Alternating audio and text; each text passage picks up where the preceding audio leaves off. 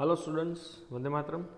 Welcome to all of you in this session number 5 of chapter number 16, digestion and absorption. Within this session, we will discuss about the different types of digestive juices. There are the 5 different types of digestive juices present within our digestive system.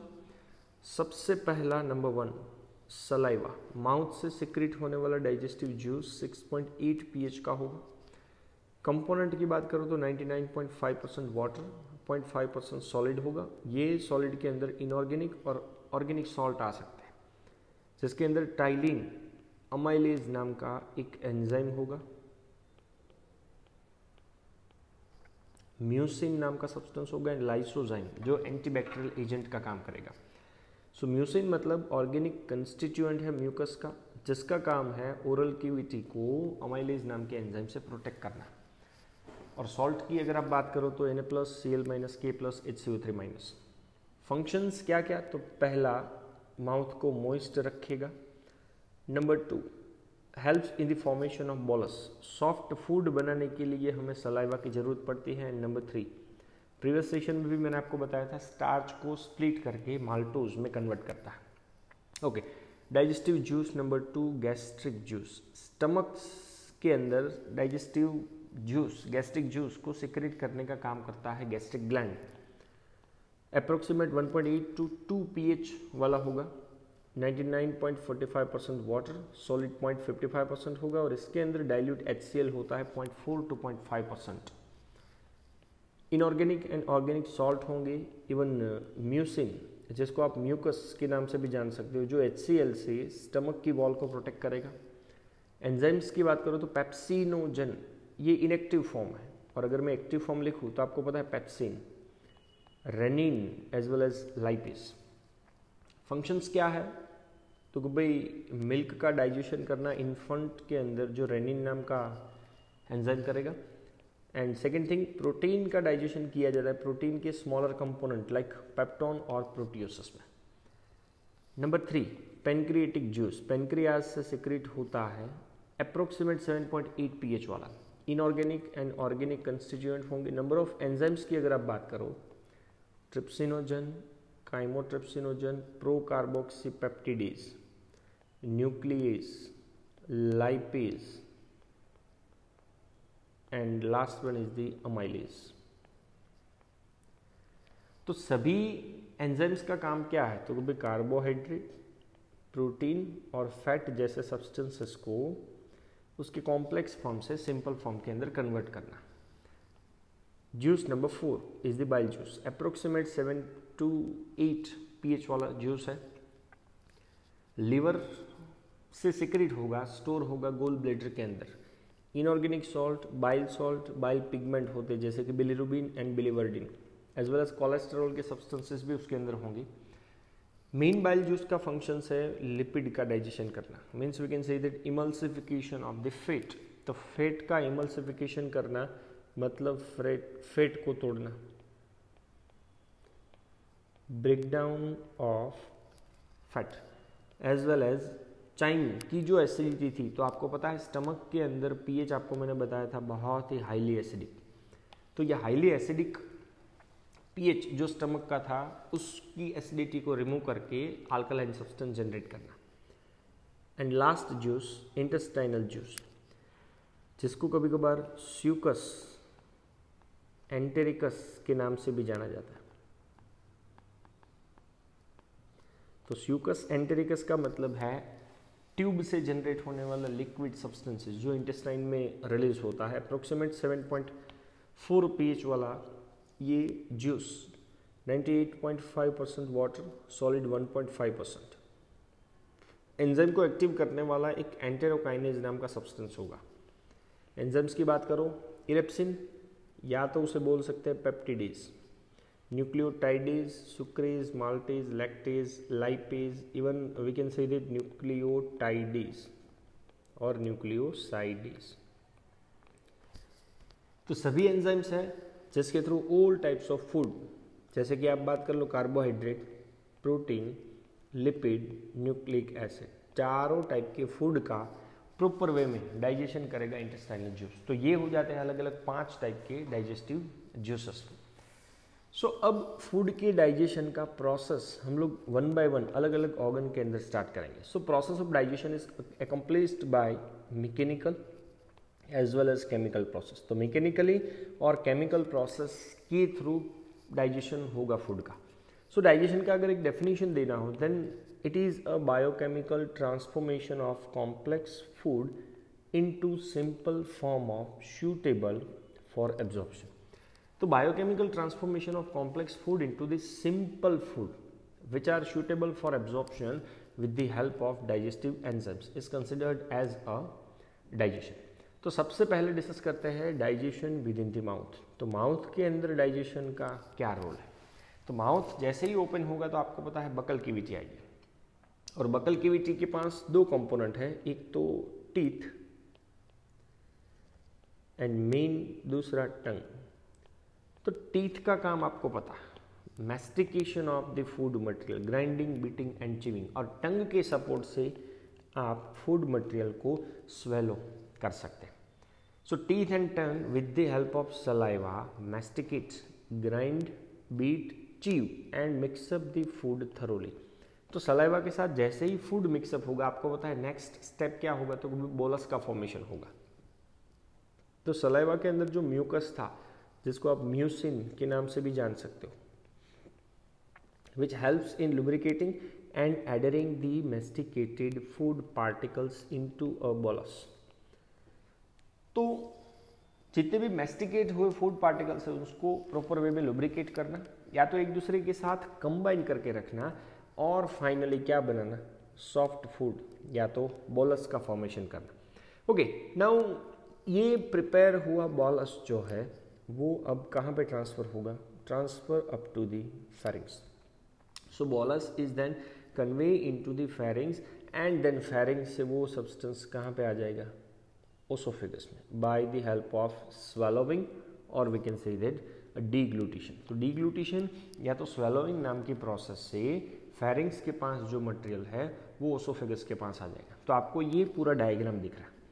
अब diagram के अंदर यहाँ से जैसे ही food आपने enter किया वो food material का बोलस में फॉर्मेशन हुआ, तो ये रास्ते से ये बोलस यहाँ पे आया, मतलब फेरिंग्स के पास आया।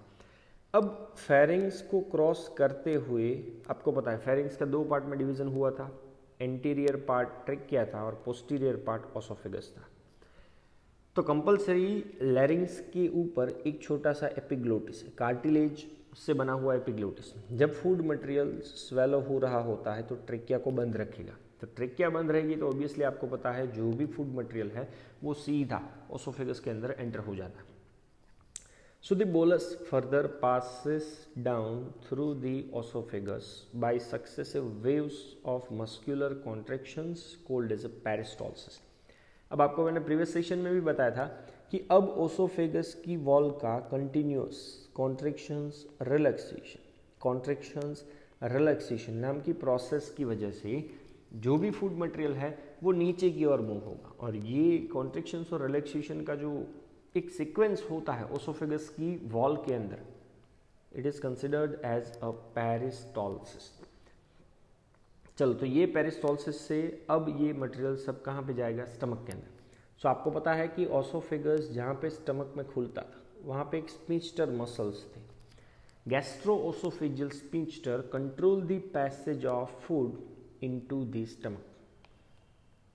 भाई यहाँ से आप अगर बता दो कि भाई इस तरह से पूरा स्टमक नाम का ऑर्गन होगा,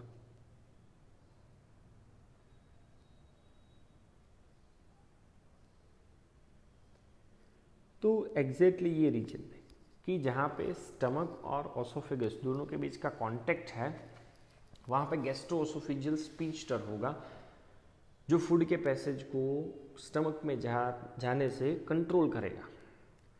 ओके, नाउ माउथ के अंदर जो सलाइवा सेक्रेट हुआ था ओरल कैविटी के अंदर, उसके पास एक तो होंगे इलेक्ट्रोलाइट्स, जो मैंने आपको बताया बहुत सारे सॉल्ट होंगे, Na+, Cl-, K+, HCO3-, और दूसरा होगा सलाइवरी एंजाइम जिसका नाम है टाइलिन या तो सलाइवरी एंजाइम, और तीसरा कंपोनेंट होगा lysozyme.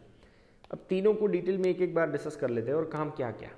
So chemical process of digestion is initiated in the oral cavity by hydrolytic action of carbohydrate splitting enzyme. अब हाइड्रोलाइटिक एक्शन मतलब क्या, तो ऐसे एंजाइम्स जो कॉम्प्लेक्स फूड का कन्वर्जन किस में करते हो, सिंपल फूड के अंदर, but with utilisation of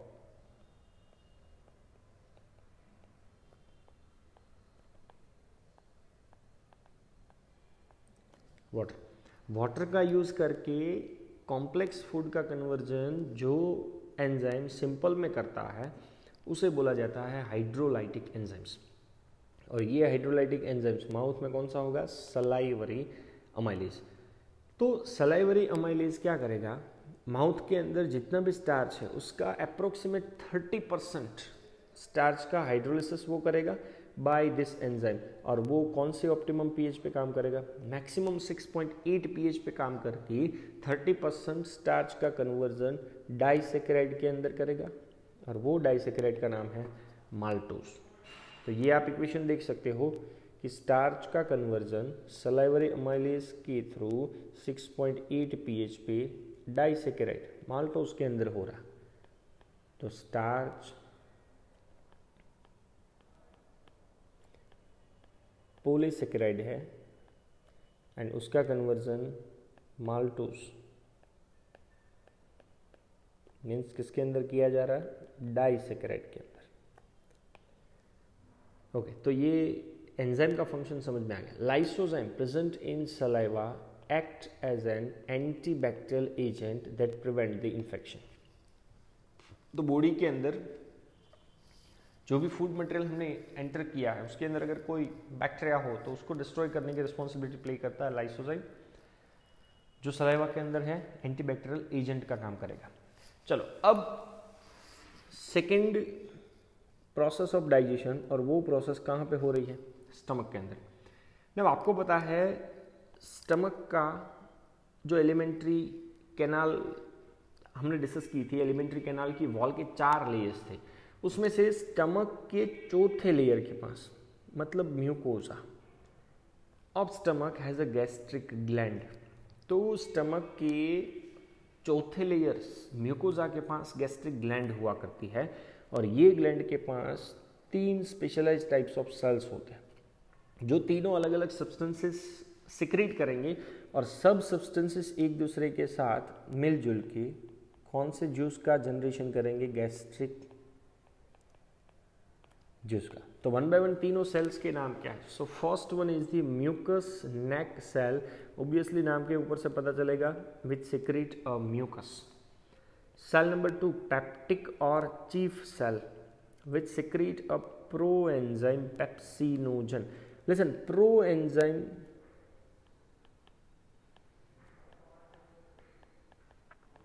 inactive, या तो जिसके पीछे GEN लगा हो वो भी ऑब्वियसली हम लोग बोल सकते हैं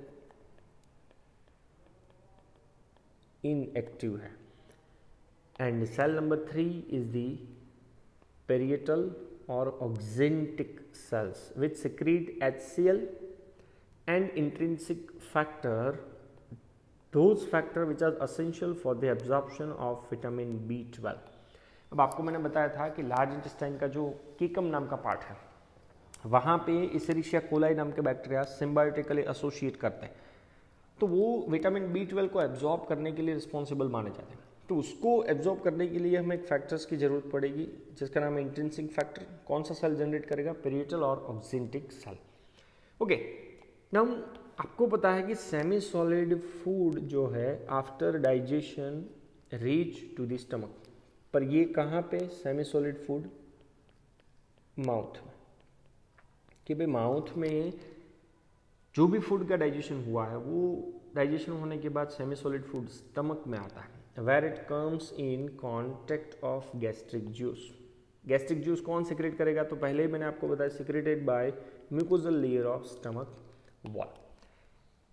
पर ये म्यूकोजल लेयर के पास जो गैस्ट्रिक ग्लैंड है उसको कैसे पता चलेगा कि अब मुझे गैस्ट्रिक जूस को सिक्रेट करना चाहिए। सो फॉर दैट पर्पस ये पॉइंट मोस्ट इंपॉर्टेंट है कि when pyloric part secrete a gastrin, एक हार्मोन है which is released in the blood when food material is comes in the gastric lumen। तो जैसे ही ऑसोफेगस के थ्रू स्टमक का जो ल्यूमेन है उसके अंदर फूड आएगा, ल्यूमेन के अंदर फूड आने के बाद स्टमक का जो पाइलोरिक पार्ट है ना, वो एक हार्मोन सिक्रेट करेगा जिसका नाम है गैस्ट्रिन, जो ब्लड के साथ मिक्स होगा। तो ब्लड के साथ हार्मोन मिक्स होने के बाद वो हार्मोन गैस्ट्रिक ग्लैंड को स्टिमुलेट करेगा, ताकि गैस्ट्रिक ग्लैंड से कौन सा जूस सिक्रेट होगा, गैस्ट्रिक जूस। और वो गैस्ट्रिक जूस को सिक्रेट करने के लिए ये तीनों सेल अपने अपने रोल प्ले करेंगे और अलग अलग सब्सटेंसेस को सिक्रेट करके गैस्ट्रिक जूस का फॉर्मेशन करेंगे। ओके, नाउ प्रीवियस सेशन में भी मैंने बताया था स्टमक एक टेम्पररी स्टोरेज ऑर्गन है, क्योंकि फूड को 4 से 5 घंटे तक वो स्टोर करके रखता है।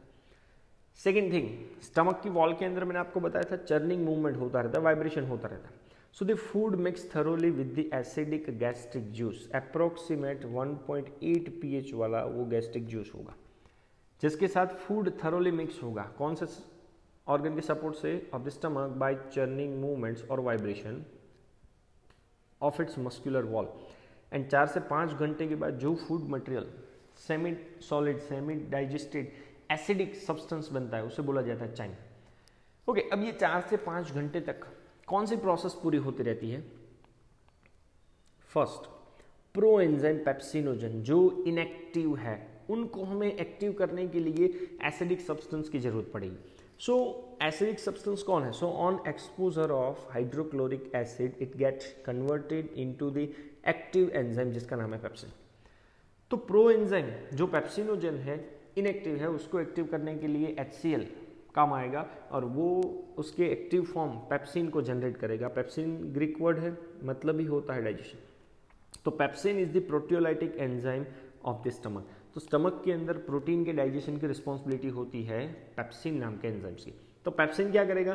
प्रोटीन्स को उसके smaller components like proteoses and peptones means peptide के अंदर कन्वर्ट करेगा।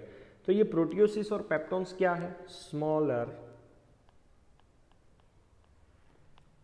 और slight simpler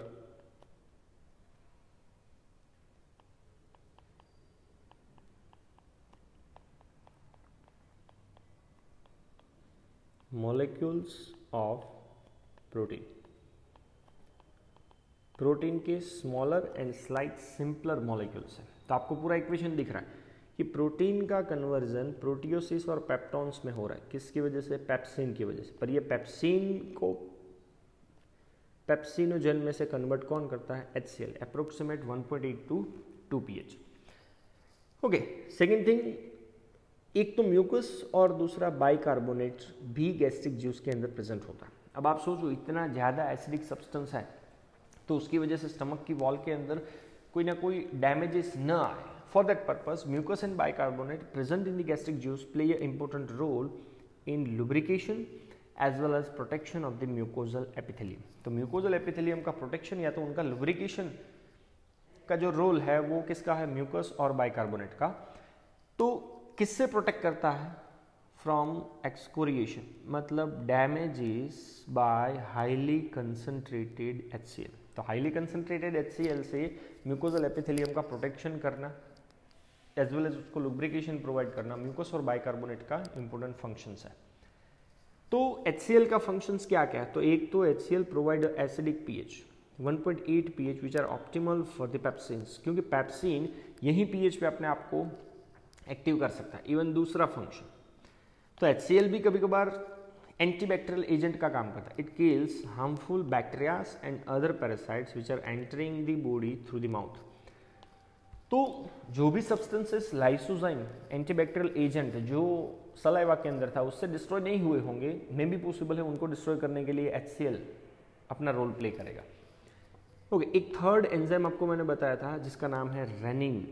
So renin is also proteolytic enzyme which found in the gastric juice of infants, newborn। तो न्यूबॉर्न की एज एकदम कम है तो उनकी बॉडी के अंदर प्रो एंजाइम पेप्सिनोजन या तो पेप्सिन नहीं होगा बल्कि प्रोटियोलाइटिक एंजाइम रेनिन होगा which are helps in the digestion of milk protein. तो मिल्क के अंदर जो प्रोटीन होता है वो केजिन इनसोल्यूबल फॉर्म है, पर ये एंजाइम उसको किस में कन्वर्ट कर देता है, सोल्यूबल पैराकेजिन के अंदर। तो ये हो गया function of rennin.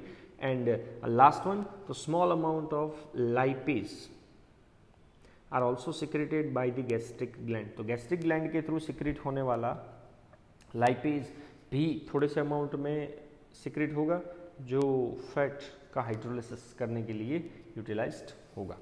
So this all are related with the digestion in mouth as well as stomach and different digestive juices which are present within our digestive system. Thank you very much. Jai Hind.